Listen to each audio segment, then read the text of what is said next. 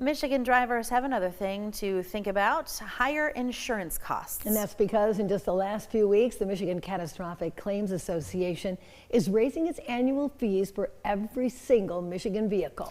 Darylyn Horn is here for you now to explain what this all means. Darylyn?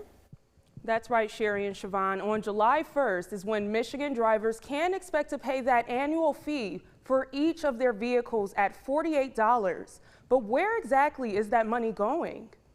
Seems like every time you turn around, something is going up. With gas prices high and inflation even higher, there is something else Michigan drivers will need to pay. That's thanks to the MCAA, a nonprofit controlled by Michigan's insurance industry. I didn't hear nothing about it. Because of a $3.7 billion deficit in the MCAA's fund for no-fault auto victims, declines in the stock market last year, and those $400 checks per vehicle we got last spring, drivers with auto insurance will see an annual $48 recoupment fee on July 1st. July 1st? Yeah, that's nice to know. Gene Sire says for what he pays for auto insurance, he did not want to hear this. Almost $3,000.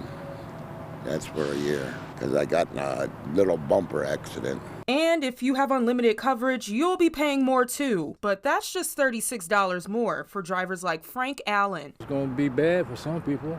But if they can't afford the additional cost. A Michigan insurance expert says even though this will mean more money for catastrophic auto victims, it won't do much for other drivers. People who buy unlimited tend to be wealthier, and people on Medicaid have lower credit scores, live in poorer parts of Detroit and southeastern Michigan, and end up with higher premiums. So on average, they pay more for less coverage. Even with the new no-fault system overhauled in 2019, all your medical costs won't be covered if you have an accident unless you have premium coverage. But Michigan drivers are pretty much over it all. You got to pay it or you go to jail.